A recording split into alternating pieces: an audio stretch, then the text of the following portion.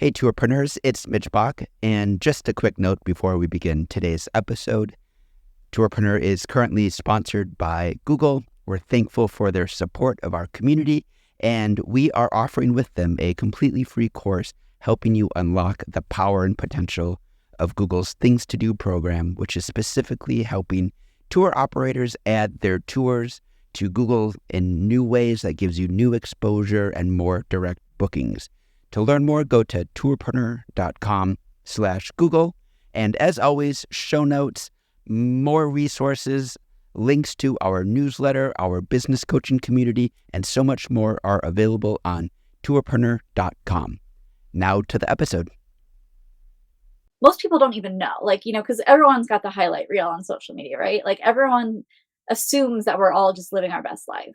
But if you could take a moment to be really honest with the stuff that you struggle with, you'll often realize that you're not alone and that there's millions of other women and people who are struggling with the same sort of things you're struggling with. And that really helps to create that sense of empathy and stepping into the shoes of your ideal guest. Because oftentimes you created your experience because of the challenges that you were facing in your own life. And that's what makes your experience so desirable and valuable to the people that are looking at your tour.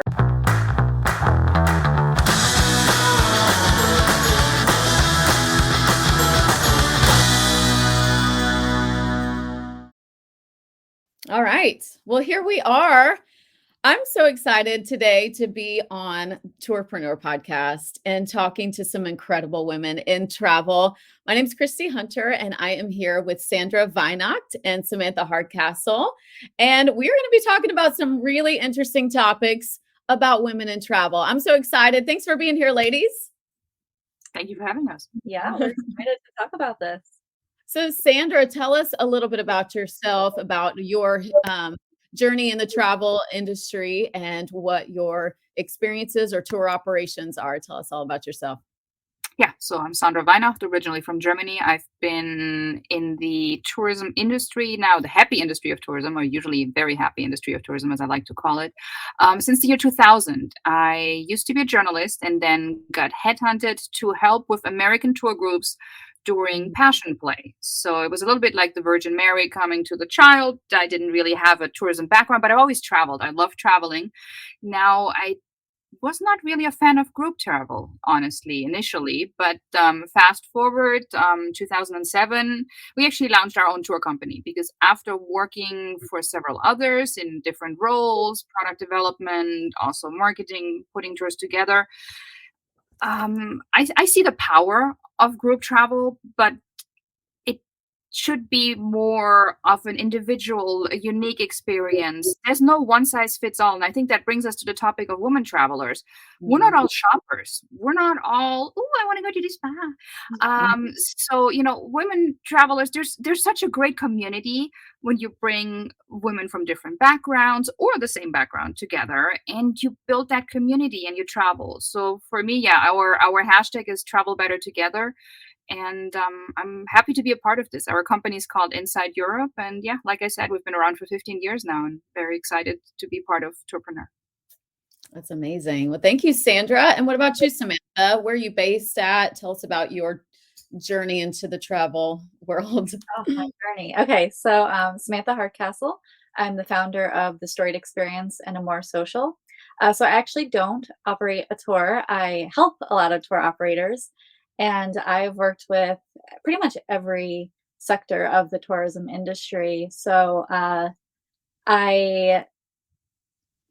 4 or 5 years ago, I really started getting into more of the product experience design side of tourism. So that really required me to learn as much as I could about travelers. And it required me to put myself in the shoes of the traveler. So that's kind of why I'm here today, is to share the knowledge that I've learned about what travelers are really wanting, especially women. I think as a woman, it's easy for me to relate to the things that women are going through while they're traveling. And I think oftentimes that can be really hard for men to understand. So I'm hoping, we can help everyone in this industry understand women a bit deeper and understand their desires, but also how to speak to them in marketing. Because I think oftentimes we approach marketing from a very logical aspect or position, and we could really be doing a lot more to speak to the emotional needs and desires of women while they're traveling, but also like in the marketing stages as well. So that's what I'm really excited to talk about today, and hopefully we can continue to build a really safe and empowering journey for women as women become more and more of the dominant traveler in the world, because that's really the direction that it's heading. So Mhm.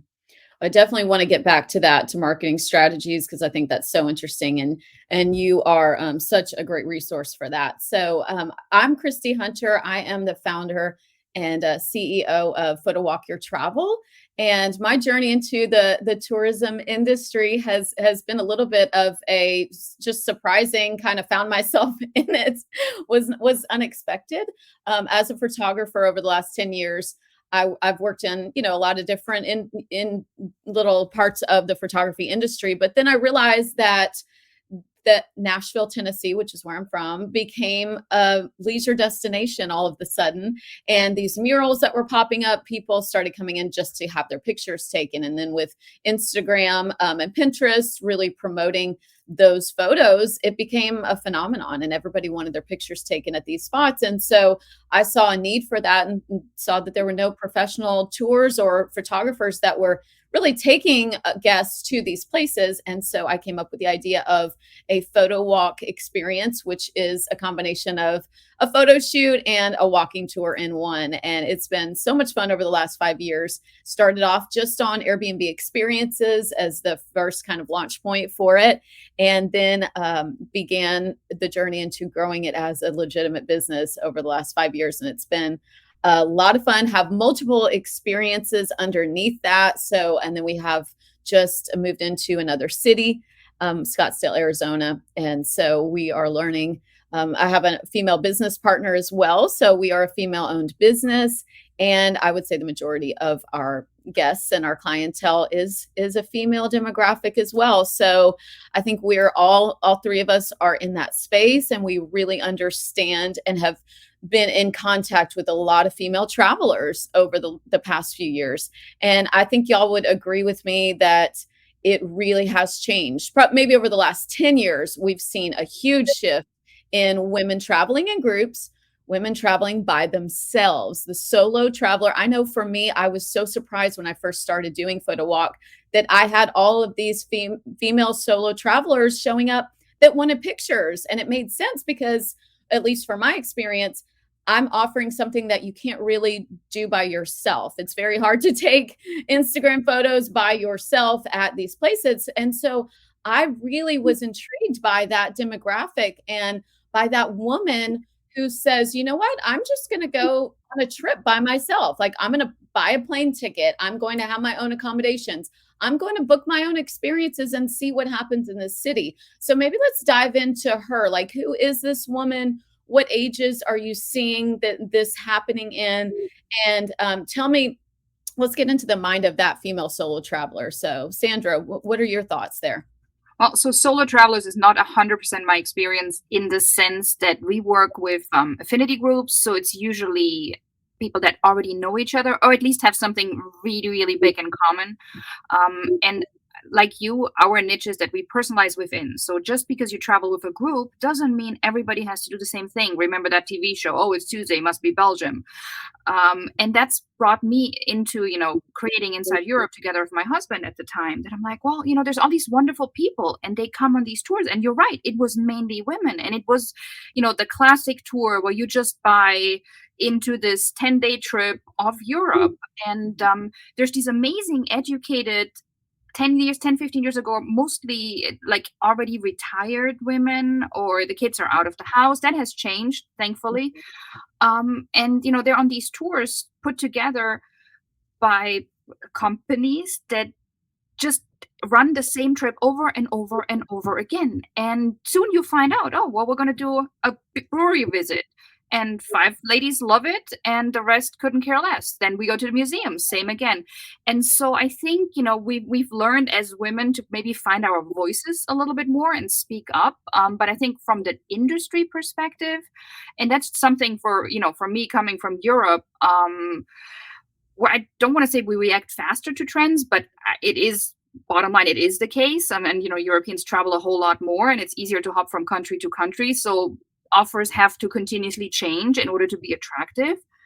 But then, I go to these big conferences and I looked at the large tour companies, and they're like, oh, yeah, well, maybe we change a city, but it might take us 2 years. And now you got to be flexible. You got to be there for your clients. And even within a city, just because you go to Rome doesn't mean there's just the Colosseum and the Vatican. There's so much more. Yeah, so I think the solo traveler may not be the person that I can speak the most for, because once I get them, they're already part of something a little bit bigger. But then we still look at her individually and find out who she is. And I think that's something companies need to do more so. And the technology allows us to do that. I mean, we have an app, for example, when, Christy, you tell me, what, Sandra, I'm a gluten-free vegan and I love skateboarding. I'm like, okay, challenge, but challenge accepted. We'll do that. We'll find an experience for you within the bigger context of still traveling together, because traveling together is great. It, helps you save money. It gives you additional safety, but you are you, and you can do you with the right tour company. Right. That individuality that we're really finding is important to travelers now. It's not this one size fits all, these standard bus tours where drop you off and just, let you see the sights, whatever. It really is getting into honing in on that specific individual. So Samantha, what are your thoughts as far as, the type of woman that's traveling? Is it confined to any age bracket or demographic? Like what are you thinking? Yeah, I don't think it's a demographic thing. I mean, I'm sure there are statistics out there that point towards maybe a younger generation, but we are seeing women of all ages traveling solo. And I think they tend to fall into two like general buckets, like the woman who really does need to just disconnect and be alone. And that's why she's doing it. And then you've got more of the woman who is alone, but not by choice. And they're traveling because they want to find their people. And so I think that first you have to figure out which of those women really is the solo woman that you're looking to go after, and really looking at it more from a psychographic profile. And from there, I mean, then there are so many other aspects that you have to consider, like their personal preferences. And, I think I was reading a lot of stories about why women travel solo, because, there's a lot of different reasons why women do it. And a lot of the times it's kind of out of like a necessity. Like the first time they do it, they don't do it by choice. They do it because they need an adventure and they don't have anyone to go with. And we're seeing a lot of statistics these days about how people don't have a lot of friends, and they're using travel as a means to connect with people who share their passions. Like one of my favorite women group travel is the Thread Caravan, and it's uniting a bunch of women who share a very similar passion for craft. And when you see the way that this tour is structured, and you can see that these are all women who are really gifted and creative or want to be creative, and they just don't have anyone maybe in their circle at home that they can go with to partake in something like that. But it's really calling to them. So, if they have the courage to go it alone, because it's something that something that they really desire to do, they're going to do it. And I think that really speaks to the necessity for there to be some sort of uniqueness and novelty, as Sandra was saying, like that is pulling them to do that they couldn't really do it at home. And that's what is driving them. And regardless too of their relationship status, I think there are women who are in, relationships or who are not. And that, like you were saying right there, if it becomes a reason for like self-discovery, no matter what position you're in your life or what status you have, I think that we're realizing that going on a trip alone actually is a sort of a rite of passage for yourself, like that self-discovery, self-awareness, and just coming back from it with this feeling of, I did that by myself, like that was something I was able to do. And I made friends and I met people that maybe I wouldn't have met if I was with a group, because you're just open, you're coming into it without any other distractions. Is that a key element, you think? Absolutely. I 100% agree. Yeah, I think the self-discovery aspect is, we know that it's such a huge part of travel. And how can you discover who you really are with all your old baggage, all these things that you're bringing from home with you. And you become a different person when you're on your travels, right? Like if you're bringing along the same people that then you're going to stay that who you are when you're with them. I forget the saying, but it's something along the lines of you are who you're like the 5 people that you surround yourself with. Right. And that applies absolutely for travel. So it really is an opportunity to say, like, I'm not going to let the people who are usually around me shape who I am on this trip. I'm going to cut myself off from them so that I can see who I am without them. Mm-hmm. And I know depending on your personality, for me, I'm very much a people person. That's why I'm in the travel industry, is because I love being around people. And I feel like I'm the type of person that other people fuel me up. They don't take from me. I get, energy and life from being around other people. So I always fought a little bit of that fear of being alone. And why would I guess before I thought, like, why would I go on a trip by myself? What's the point? And then I did it and realized that this is really healing. It's very therapeutic. It's enjoyable. It gives you that sense of, like I said, an accomplishment and adventure that, and I think you're just open emotionally, spiritually, to whatever is coming at you.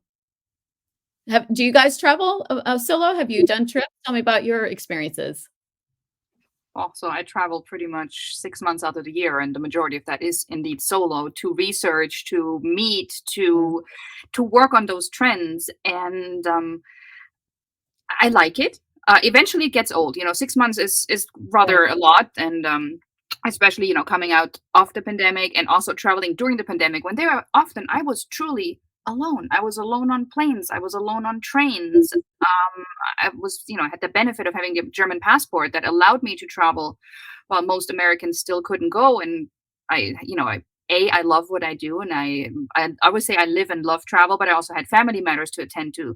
So this going back and forth is special. But I think, being on your own forces you also to really look at yourself and, hey, maybe, how can I make a connection? How can I make a difference? So when I travel alone, as we try with the groups, but it's harder that way, I look for places that I can support that are also small businesses, that are women owned, women chefs. And it's not an exclusive thing. I was raised by my dad and I love guys, but it's just something I think that motivates women travelers, especially the solo travelers, to find that connection. And we're seeing that, as we're putting new groups together for 2023, we're focusing on that aspect of how individual women can support other individual women in the places that they're going and form these bonds and also give back, and not just monetary giving back, but like exchanging ideas. Today, as I checked into the hotel here in Porto, the manager asked me for some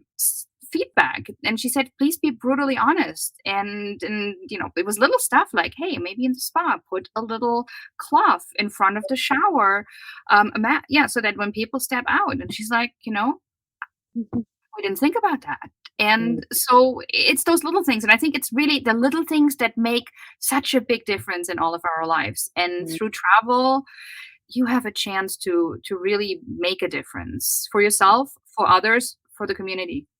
Right.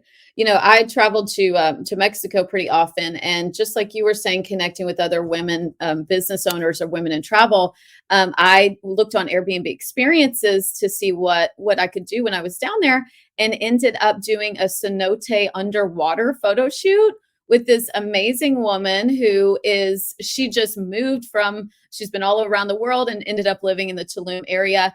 And I did that experience and it was so empowering. It was so like cleansing and healing in every way. I mean, the water's freezing cold for one, but then to challenge yourself to dive underwater and pose and be aware of your body and, make an incredible picture while she's shooting you.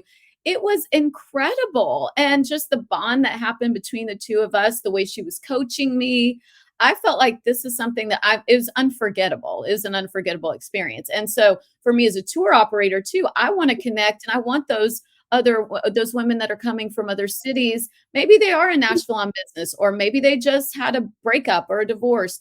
I want them to come to me, to find me, and let's do a photo shoot and me give that back to them where they have an unforgettable hour where they're connecting with another strong woman in another city. And a lot of times I've stayed in touch with these women too. So Samantha, have you had any of those kind of experiences? I have, but not in the same way. I travel alone, but not necessarily partaking in the group tours. And so my travel alone has mostly just been for business and those types of travels. So I think for me, I've never felt called to do something that was, like I said, the one that I'm dying to go to is the Thread Caravan. So now that I've found something that I absolutely know I want to do, I'll do it. But there was never anything that resonated with me before that moment. So I feel like it's so much of this resistance because you needed to find your right people, right? And I think that's a lot of times why women are hesitant to do any type of solo travel or group travel with other people that they don't know. And one of my biggest fears, and I think it's a fear that we need to make sure we're addressing in all of the marketing material and all the copy, is what if I don't fit in? What if I go somewhere and I'm stuck in a group with people who I don't mesh with? And I think one of the biggest jobs that we have as tour creators is to make sure that we're building a container for people who share a very similar vision and value system. And when you do that, you're telling these people, this is really a place that you can feel like you can be yourself. And I think that's a really missing piece of so many group travels that I've seen in the past. And I think as travel evolves and becomes more of what it's becoming, I think we're going to see okay,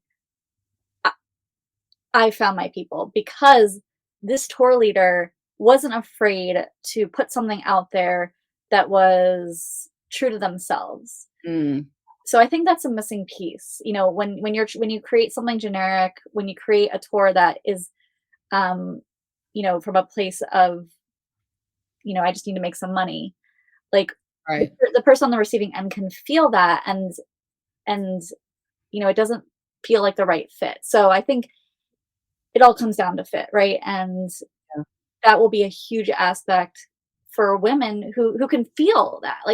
We're intuitive. The feminine energy is very intuitive, and I think that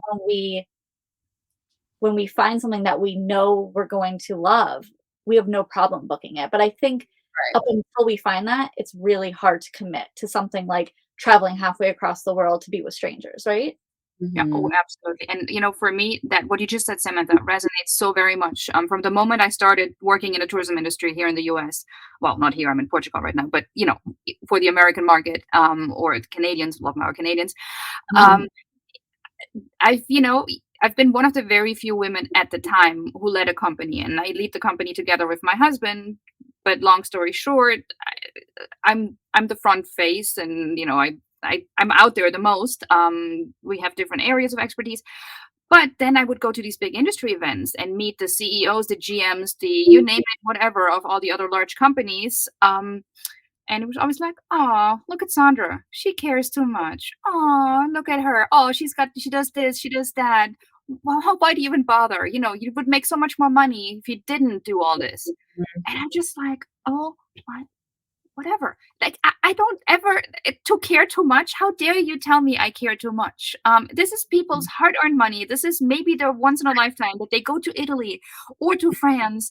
And you know what? If that, let's say grandma cares to find that wool so she can make a sweater for the grandkids that then everybody will treasure for the next generation, I will go with grandma and find a store where she can buy that yarn. And I think that's when you said, the tour guides, we don't hire professional tour guides most of the time. We hire or we have a team of passionate travelers that actually love to share their destinations, their stories, and make it a unique experience for the people that they're taking care of. Eventually, they all become licensed and certified, yes. But it's not like when I started, it's like, oh, carpet factory. Oh, let's buy this, let's sell that. And everybody has to do the same thing. Yeah, sorry, I'm talking too much. No, I think that's so interesting. And for my experiences as well and what I'm seeing in Nashville, I like too what you were saying, Samantha, about really offering our guests and really using that feminine energy to speak that language and to tell the stories. And so I know I struggle with that because I do have so many different types of experiences that I really want to speak in a marketing voice to each one of them. But that's so hard as I know that's just business in general. I mean, whether you're managing running a clothing company or whatever, of course, you want to find that your ideal client. But, how do we do that as females in the tourism space to really show that care, like Sandra was saying, that we actually do care about you, not just in the actual experience when you get to us and you're face to face or you're with our teams. I think that's obvious that we're showing how much we care in that moment. But to get them to us, what is that voice? How do we tell that through social media, through our websites? I would say it comes down to a few really key things. The first one is empathy, always. You cannot be in business without a really solid sense of empathy. Like if you think you know what people are going through on a day-to-day basis, but you really have no idea. Right. Like I say this all the time. Like, I was talking to one person and she was like, oh yeah, my people, they don't really go through a lot during their day. Like they just, they work and they have, the normal struggles. And I'm like, no, I want you to dive a lot deeper than that. We need to go real deep, because the second you really realize what women go through on a daily basis, that's when you can actually speak to them and empathize with them. And here's the thing about people, like they just want to be seen and validated. And that's what marketing is Right. we see you, and how do you do that? Using the right language. And right language, again, goes back to empathy. So I know that's that can be really hard for people.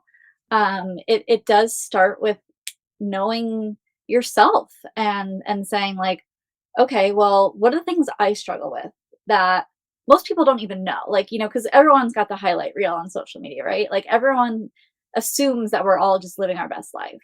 But if you could take a moment to be really honest with the stuff that you struggle with, you'll often realize that you're not alone and that there's millions of other women and people who are struggling with the same sort of things you're struggling with. And that really helps to create that sense of empathy and stepping into the shoes of your ideal guest.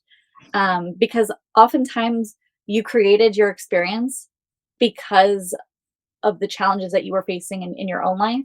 And that's what makes your experience so desirable and valuable to the people that are looking at your tour, because they could see that it was created with them in mind. They just don't know what it is about it. And it was because you're sharing those same similar struggles. Oh, you're speaking to my heart, girl. Because I will never forget the first trip I did, organized by somebody else. And, I was just a host. They called it the escort at the time. And I'm like, yeah, great. I'm not an escort. I'll take care of you. And you don't know who comes. You pick up that group. Then you check into the hotel. And that was, before the internet, before we could look things up like we can now. And you're just like, holy Moses, this is a hotel I would never stay in. Then you go to dinner. I'm like, oh my God, I would never eat this. Why are we feeding these wonderful, let's take, we work with student groups, for example. There's no country where the national dish is chicken and French fries every single day with like a shitty side salad and a canned soup. And I mean, and it doesn't cost again much more to give people healthy, good food and make it a destination experience. So yeah, you're speaking from my heart. It's yeah. And same with photos too. I would see people getting really bad cell phone pictures or asking a stranger to take them for them. And I knew that when I travel, I want to have good photos. Like why, like of course experiencing the culture, but yes, I want to show that I was there. I want good pictures. I love fashion. I want to show the dress that I brought all the way and put on, wore in a backpack to get up to a castle. I want to get pictures in that dress. So that's the type of traveler I am. And so for me to create that out of what I knew I wanted when I travel, I think that's what Sandra was saying. Like when we're coming from a place of what we've experienced and then can create something knowing that that meets the need for like-minded people, then they're attracted to us. Then you're already attracting, you've created something that will be attractive to, like-minded folks. And so that's why I think I've had so many cool experiences and made friends with people that have come on my experiences because they're like-minded. We're the same type of travelers. So it's almost like you're creating something that brings in people in your life that you want to be in your life. Exactly. I had a client. Sorry. No, go ahead, Samantha. No, I had a client who runs very luxury wine tours in France, and she was attracting these people who just wanted to stock their cellars with like the best wine, the $1,000 bottles. Yeah. And she was like, no, this is not the kind of guest that I want to attract. And it was really frustrating her, and it was making her resent her business. And so she came to me, and it's just like, change the copy, who you're speaking to. And that immediately changes. And because of course she was saying she wanted to attract more, heart-centered women, like who really who cared about like the local culture and everything, not about filling their wine cellar. And yeah, so again, like shifting the language and putting emphasis on the right things, I think is so important. And, they say, know, like, and trust. This is the trust aspect. The trust aspect is, can I trust this person to attract, women like me who share my values? Right. And that can absolutely be conveyed through marketing. Right. And even conveyed into social media too, because of that voice. I mean, with Instagram and TikTok, even, the captions in Insta, I realized from the beginning, or at the beginning, I might've been talking a little too salesy, like book us now, that kind of thing. And then I started realizing like, I need to talk as if I'm Christy. Like that's who people like, that's what works for me in conversation. So why am I having this other voice on Instagram? So I started just talking like that. And it really makes writing your captions easier. It makes writing your copy easier. So maybe a suggestion with what you're saying, Samantha, might be to relook at when you're rebranding, or just always, editing the copy and the brand voice, and really just talk out loud and have conversations with people and write down what you're saying and then put that into your copy. What are some other ideas of ways we can put our brand voice? Yeah, let your clients talk for you. I think that's something that recently just hit me. There's, we're also trying, so we're in the business of group tours, 2 dirty words, group and tours. Nobody wants that. But then again, we do those group tours that you really, really want to go on. And so as I was sitting there, like, how can I change this again? This one quote popped into my mind where Lynn Cooper, she traveled with us to Spain. It was her daughter was in a choir, and 150 people traveled, and then she was on the so-called shadow tour where we, the kids on one side and we had the parents on the other. We did the wine tasting. It was multi-generational. And she says, traveling with Inside Europe is like traveling with the perfect companion, that more adventurous friend.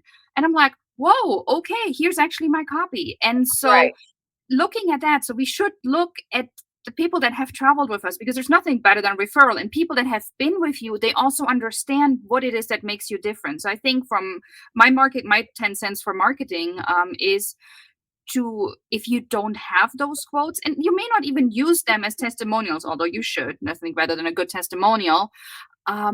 Look at them and see what people say about you, what makes you special, what they experience, especially if they've been with somebody else. And that's so rewarding on all levels, but also great for marketing.